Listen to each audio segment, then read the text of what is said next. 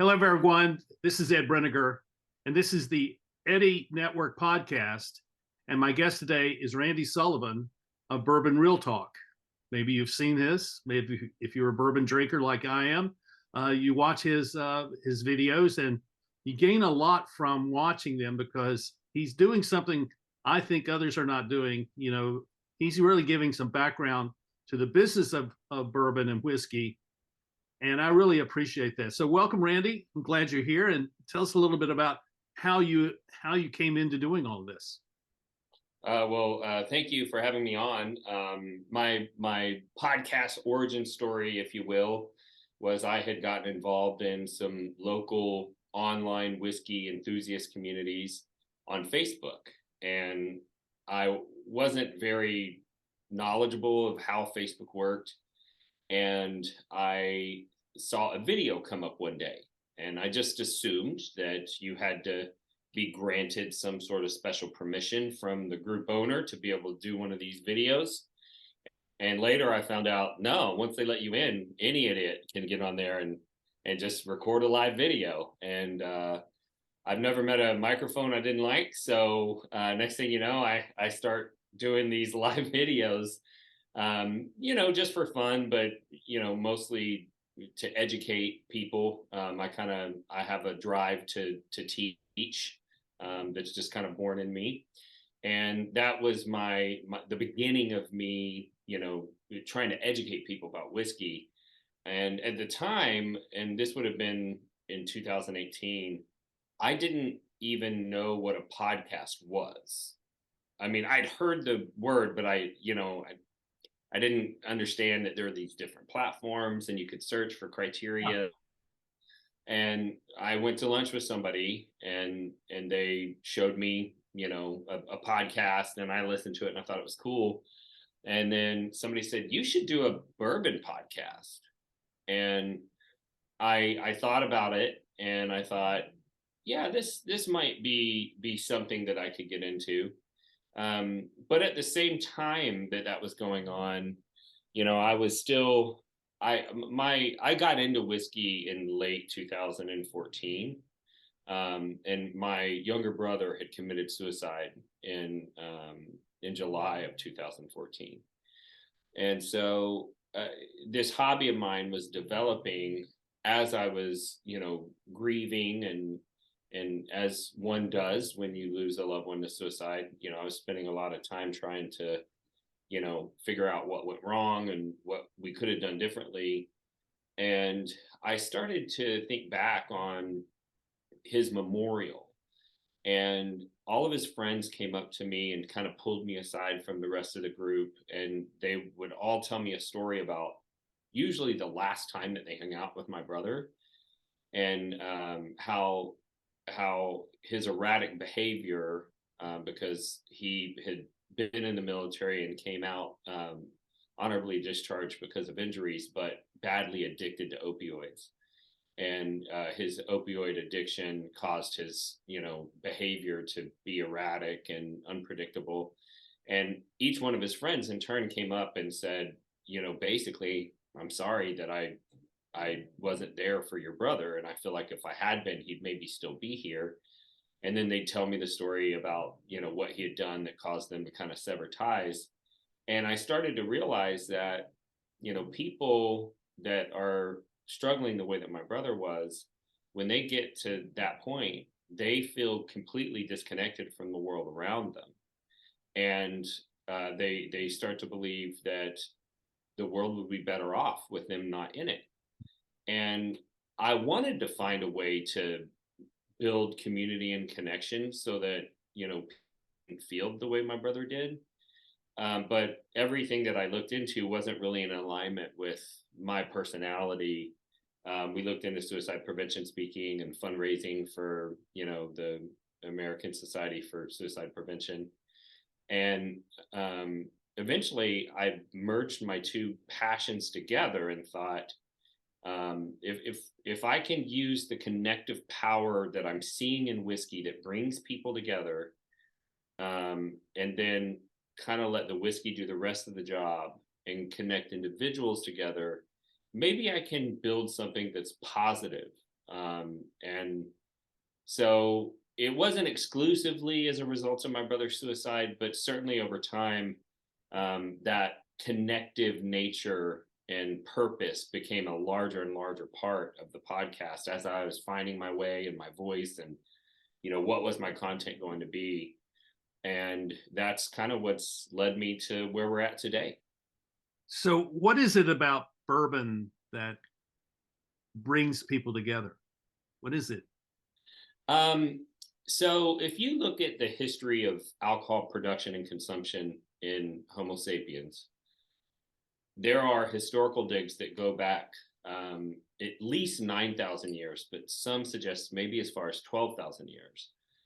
And when you research the role of alcohol in the development of human civilization, what you learn is that well, they put it to it, there's this book that I read called Drunk: How We Sipped, Danced, and Sang Our Way into Civilization, or something like that. And one of the researchers said, if you had a survivor type show and all of the contestants were humans and one of the contestants was a chimp, who would win? The chimp. Yeah. And so it's like, well, I thought humans are more evolutionarily advanced. And it says, okay, now let's take a 747 and fill it with chimps and try and fly across the country. What are you going to find when the plane lands? And the answer is carnage. They will kill each other. And humans don't do that. And part of the reasons why humans don't do that is that we've developed an understanding that togetherness produces a better overall result than focusing on yourself as an individual. Right. And intoxicants like alcohol are crucial for relaxing the part of our brain, the prefrontal cortex, that causes us to have suspicion and to, throw up roadblocks and to prevent us from making connection with individuals because of fear. It relaxes that part and it makes those connections work more easily. And there's an argument to be made that that's been alcohol's role in the development of human society. And so I think if I had to answer the question, why does bourbon do that? It's because it's a communal resource that historically has been used in communal setting. And I say communal resource because, fermentation and distillation were techniques that were developed, in fermentation's case, thousands of years ago, and in distillation's case, more recently, like 600 years ago. And both techniques were developed to preserve calories of communal resources that were going to rot. And so I think in all of our minds, we know that this is not for us alone, that it's for the community.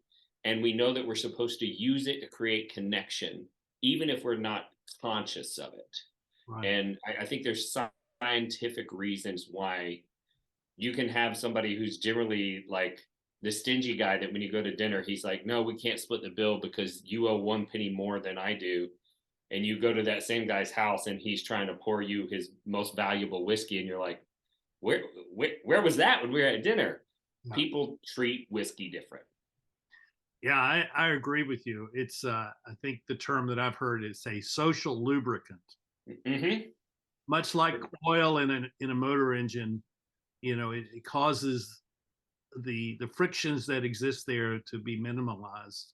Mm-hmm. And of course, if you put too much oil in, it's going to break the engine. Put too much whiskey in a person, they're not going to function well. So there's certainly a moderation quality to that, and that's what I have found. I was probably later in life before I started drinking, and I was drinking beer early on, but came to whiskey late, and it came from one of my friends who, the first thing I ever had was a Scotch, was a Lafroig, which is, if you've ever had Lafroig, it's it's very smoky, very smoky, peaky, and that was the first thing I ever had, and I never looked back because for most people they won't like it because it's just so strong, but I liked it and never looked back, and and so I found that I look for places where they will serve alcohol in a responsible and respectful way. Mhm. And that's where I go to meet people and build social relationships with people. And um, there are places where I've lived where I'd say, well, that's my Cheers.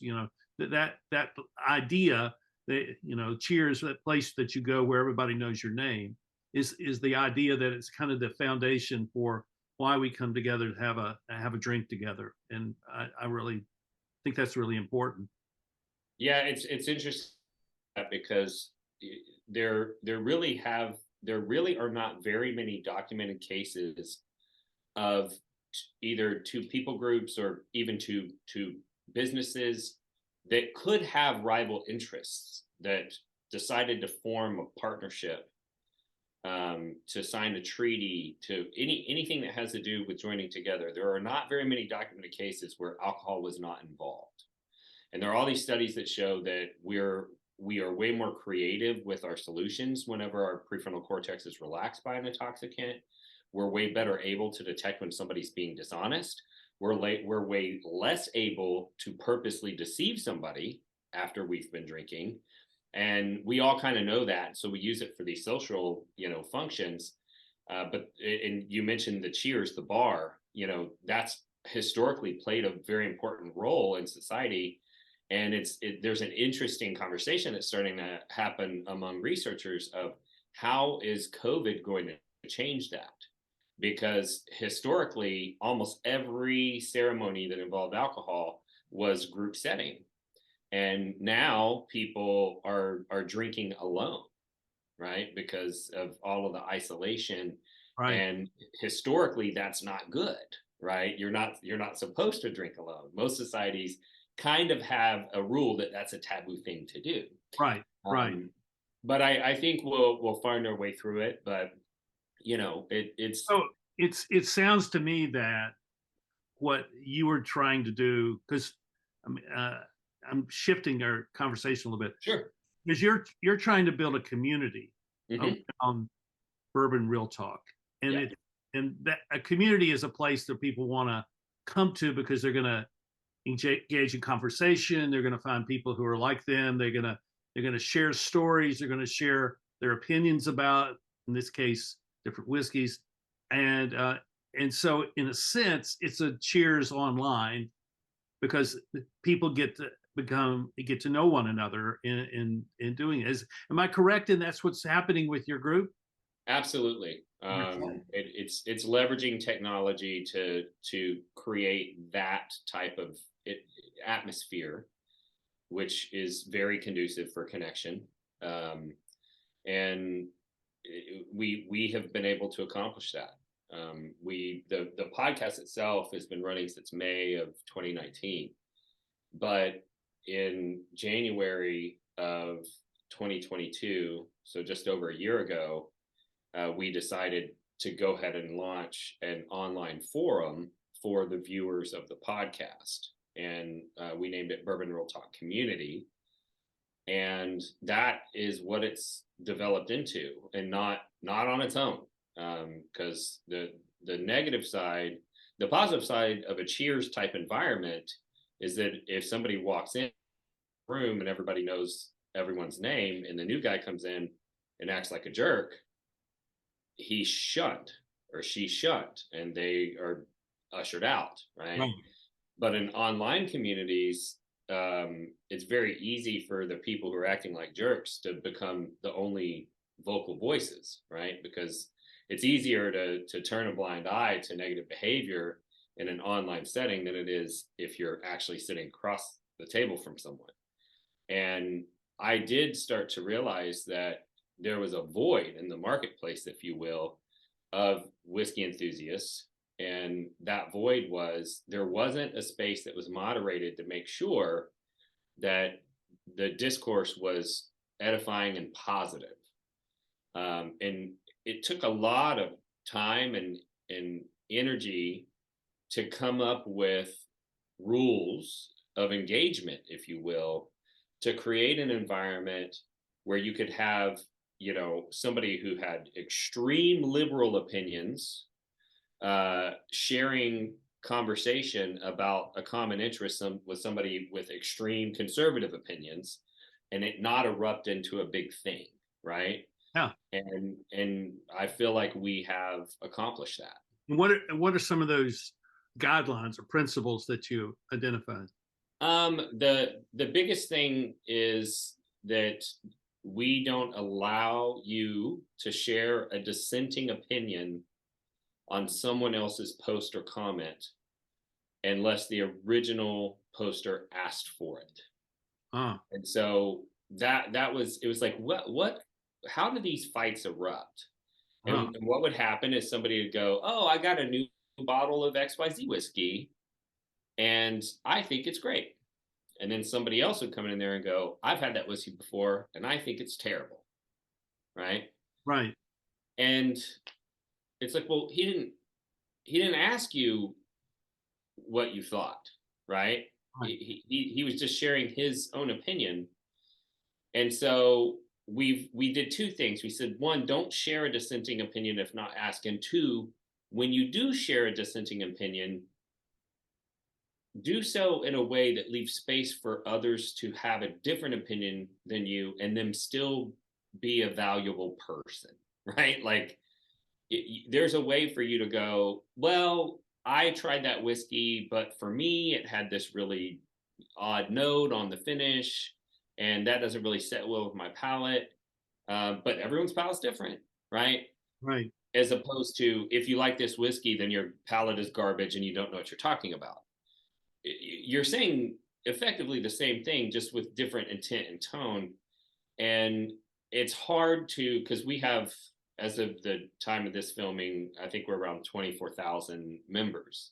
Wow. Um, and so, I used to run a customer service department and we had 20,000 customers. And one of the customer service people was complaining about a customer that came in. And I said, hey, we need to deal with the fact that with 20,000 customers, there are some legitimately insane people in here. Okay. Like, and so they don't, one doesn't represent all, and don't be surprised at anything because anything's possible. And when you gather together, that number of people, there are possibilities for outliers to be in there. And what we've done is we've pounded home so hard what our culture is, what our rules are, what we're allowed to do, what we're not allowed to do, that now the group almost moderates itself. So it is that environment now, even though it's an online community, we've empowered the positive people that have embraced our culture so much that when someone comes in and behaves badly, it's the same scene as the stranger walking into Cheers and trying to be mean to Norm. Yeah, Everyone else comes along and goes, no, no, no, we don't do that here. yeah. Right. That's And that is a feat in and of itself. well. That is. I mean, we talked earlier, and that was one of the things that impressed me about you and what you were trying to do. And you were pushing against all the natural trends of social media by trying to set up some boundaries, some parameters for appropriate relationships online. And Mhm. the fact that you've achieved that, I think it's pretty remarkable. You should feel very proud of what you've achieved.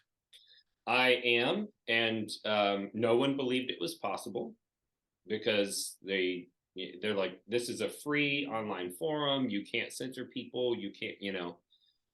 And I developed this theory, and I started looking at the social media groups that I was involved in, and I started looking at contribution, and I estimate that in any group, 10% of the members create 90+% of the content.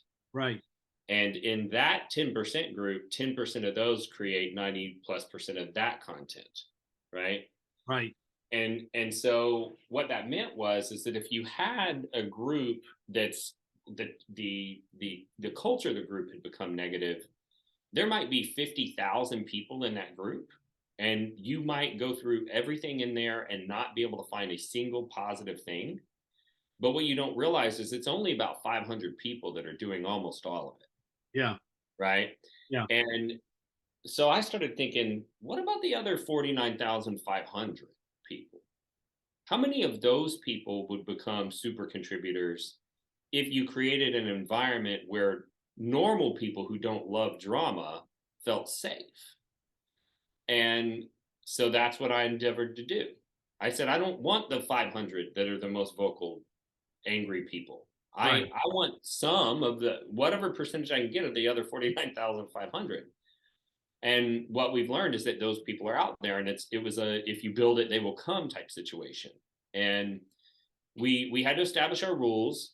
We had to establish procedures that were going to consistently drive home the message of our culture.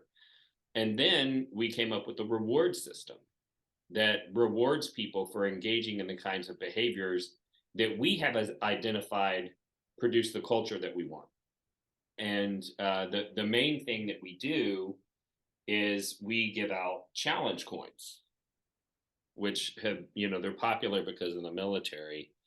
But Yeah. this is our challenge coin. So on one side, it just has the podcast on it, but on the other side, it says "Connected through Bourbon, official force for good." And so from our top contributors, I was able to identify several members who to go above and beyond and actually help build the community. And we brought those people into a leadership role called moderators, and they monitor all of the activity on the page just to make sure that if a new person comes in and breaks the rules, they take it down so it doesn't affect the community, and they reach out to them privately.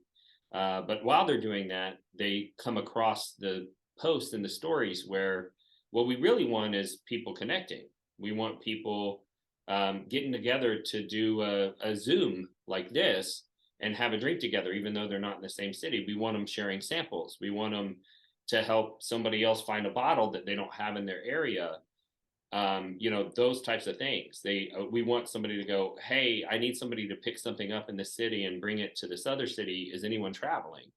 And they go, yeah, I'm making that trip next week. Okay, I'll take care of it.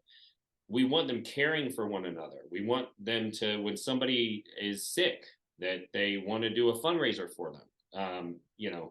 So we notate all of those things, and based on those behaviors, we give out these coins, and we have different coins that are different colors based on the act that you did. And so we're very public about how to get your first coin because we want people to wrap their heads around the subject. But we're very private about how you get the subsequent coins because we're telling people this community is about teaching you to think about others in a positive way and to think about how you can be a contributor to the community and not a taker. And we're not trying to pay you to engage in good behavior. And so we'll tell you how to get the first one, but after that, you just need to have a heart for doing good things. And every so often, a coin might show up in the mail. And when we give you one, we'll tell you what you did that made us want to give you one, right? And that has been a very effective tool for, drawing people closer to the community, but also getting people to support the culture and make sure it doesn't fall apart because they're emotionally invested in it as well. That is really fantastic. I'm very committed to being community builder and working with communities, and many communities don't have that kind of parameters and reward system that encourages the right behavior, but also encourages engagement with others in their community, and so it's difficult to build community where you don't have some of those structures in place for protecting people, keeping it safe, at the same time rewarding the kind of behavior that builds the community. And I think you've done something really significant there, and I hope you get a lot of good press from it because I think you're doing something that other people are not doing, or may have tried and have not done it well, but seems like you're succeeding at that. Yeah, I would say there are two types of communication that I received that have really reinforced the idea that what I endeavored to do was a good thing, and that also that it's kind of remarkable that it worked. And one is when somebody experiences the community and says, "Hey, I'm building another community. Will you help me?" Like I want the culture of your community and my community. How do I get that? So there's an individual that reached out to me. He is in charge of community building for the National Tennis Association of all things, right?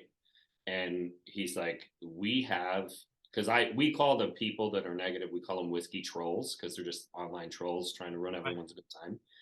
And he's like, we have trolls in the tennis community. And I said, all enthusiast groups do. Like, it doesn't matter True. if it's hot sauce, guns, barbecue, it doesn't matter. Like, there's trolls that get in there and they're like, if you use that kind of briquette on your, when you're cooking steaks, you don't know what you're doing and you're an idiot, blah, blah, blah. And he said, we have that. And I just kind of laid it out for him. And to me, it's, I've been a manager of businesses for ever since I got out of college.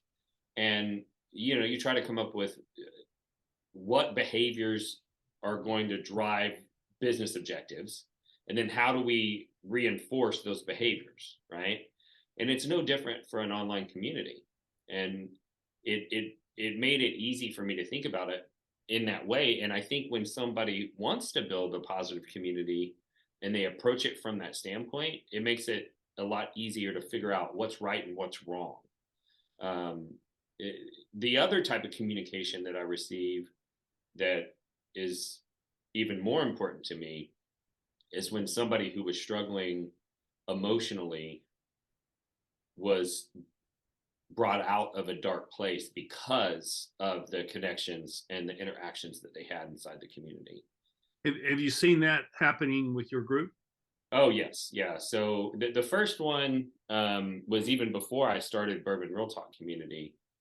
And I got a message on the website, and a gentleman told me, he said, you don't know who I am.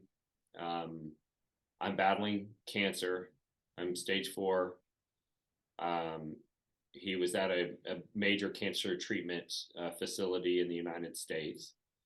And he said, I'm miserable. I'm not married. I don't have kids. I was fed up. He said, but I used to drink whiskey before I was on all of this medication, and I watched your podcast. And so I saw your sign off. And in my sign off of every podcast, I explain my mission and how I want to, you know, bring people together so no one feels alone like my brother. And then I tell everybody, if you woke up this morning and you were unsure whether or not anyone loved you, just know that I love you. And I say it at the end of every episode. And so this gentleman said that he had decided he was going to commit suicide. And he'd gotten his pistol out. He sat down in his favorite chair.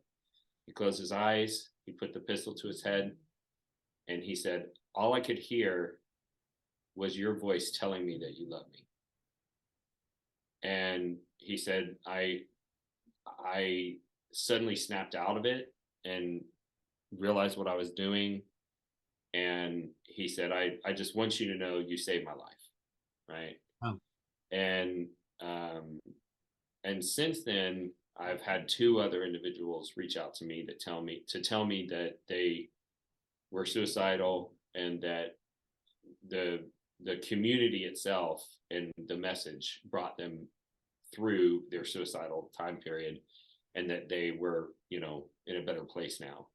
But I get countless messages of people who just say, not every day, but at this point, almost every day, I get a message from somebody that says, hey, I really appreciate what you're doing. You're making a difference in people's lives you don't realize that you're making. And I got to believe, you know, since most of my viewers are male, and that's not because I haven't tried to attract more female members to my audience, but it's just men are more willing to research whiskey on YouTube than women, apparently. And men have the hardest time talking about their struggles. I gotta believe that if I've had this many people reach out to me, there's that many more out there that just didn't feel comfortable raising their hand and saying what had happened to them, and the difference that I'd made. And so I do, you know, wake up every day thankful that we've built this community that's positively impacting people around us. And you did bring up a point earlier about, you know, if you put too much oil in the machine, it's not good for it. And it's a catch-22, because if you build a community with a platform like I do, we do attract people who are struggling, and sometimes, psychological struggles. And those individuals are more likely to turn to alcohol and abuse it. And so I'm always trying to straddle this line between using the alcohol to draw people in and make sure that I'm not encouraging them to engage in behaviors that are actually destructive and not good for them. And so we do spend a lot of time, talking about drinking responsibly. We don't allow any or talk about irresponsible drinking in the community or on the podcast. We talk about the negative health effects of drinking too much on the podcast regularly. And so, we try to strike a balance in that. Right.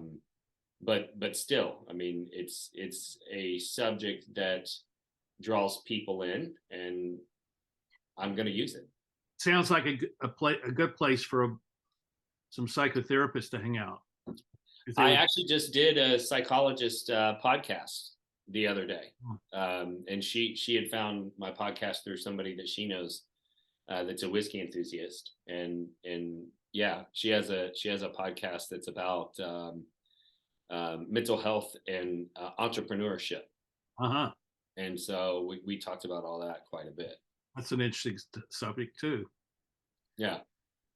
Well, I'm very impressed with what you're doing, and I want to encourage other people to follow what you have done, and that's one reason why I wanted to do this. So we tried this once before, and we had a difficult time with the connection, and then somewhere I lost or deleted the thing. So I think what we've done today is even better than what we did a month and a half ago, and I'm really impressed with what you're doing. And I want you to know that anything I can do to help you share this story beyond just this, I'd be glad to do that, because I think you're an example to a lot of people, whether you want to be or not. You're an example of an entrepreneur who is not just building a business that makes money, but you're building a business that builds community, and that community will have a much longer lasting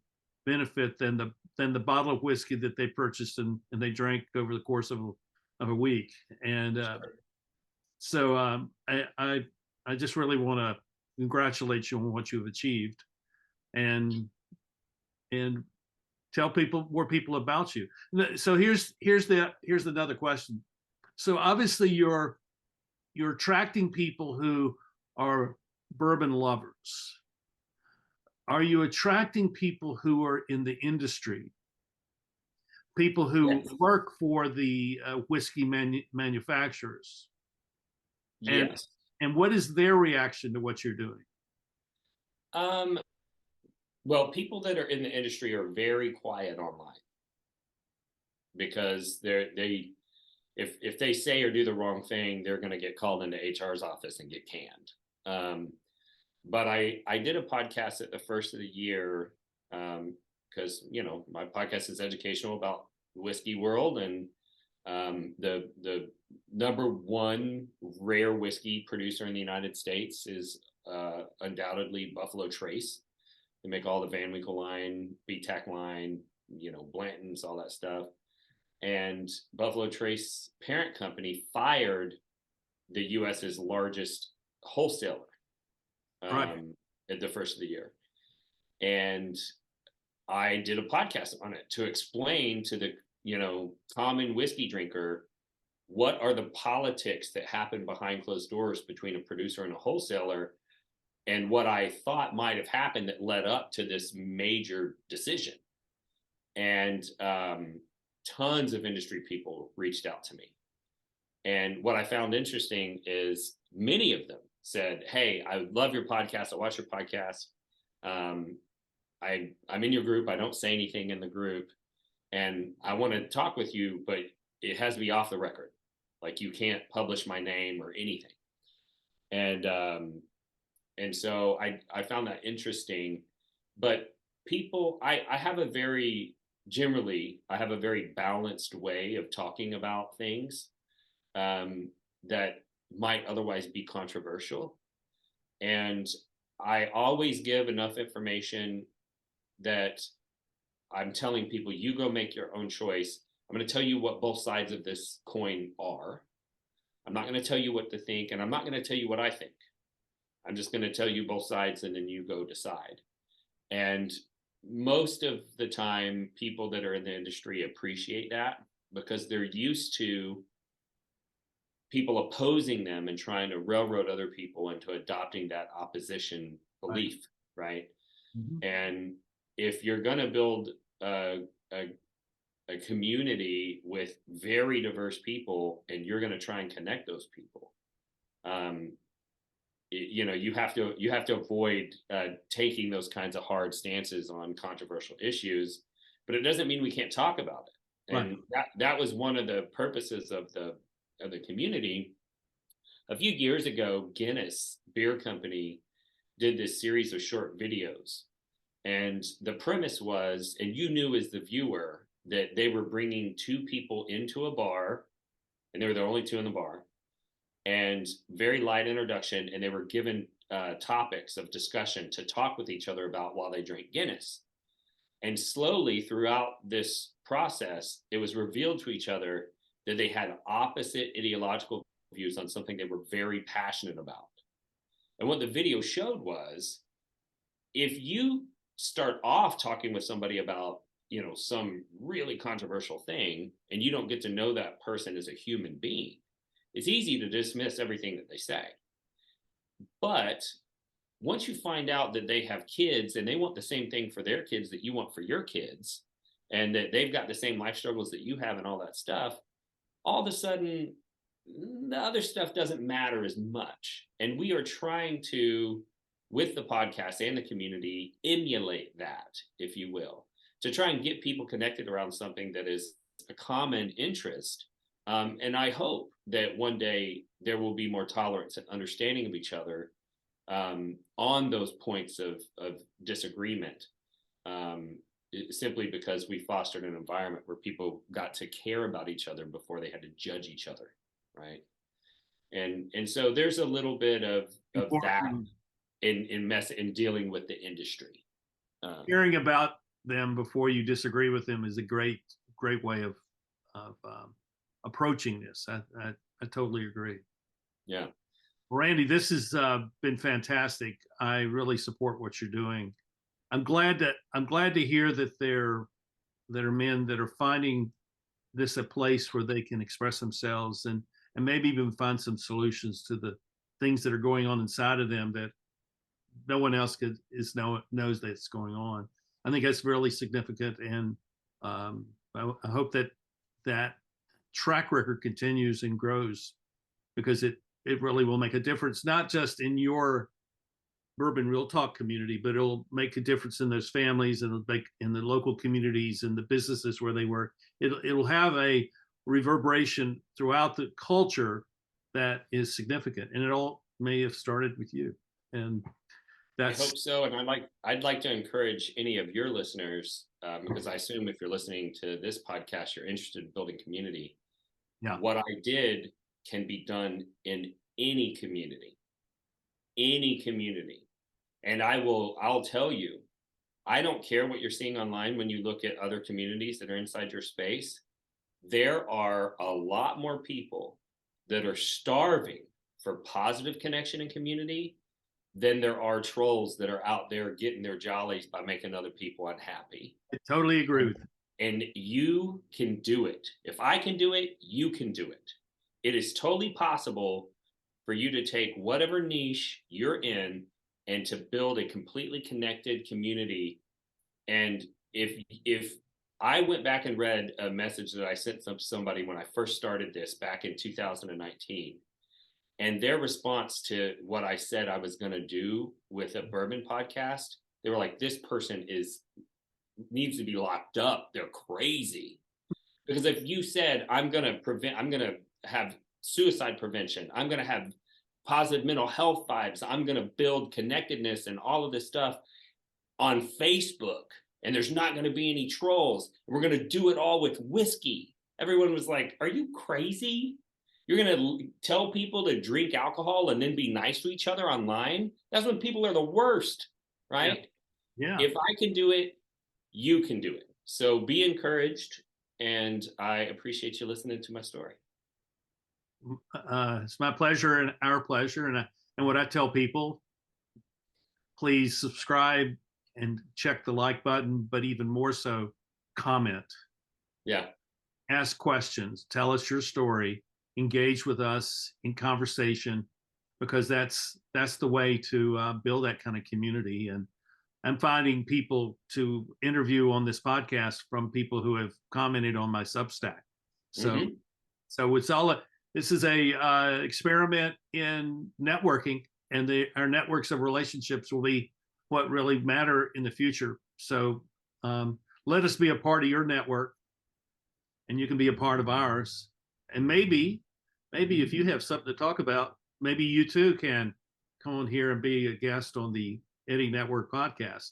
So Randy, I really like what you're doing, and I hope we'll have a chance to have another conversation when there's a good reason to do that. And I hope so as well. maybe we should be talking about bourbon next time. We can do that if you want. I know how to do that for sure. I know that. So, well, thank you very much. And thank you, everyone. And we'll see you next time. Bye-bye.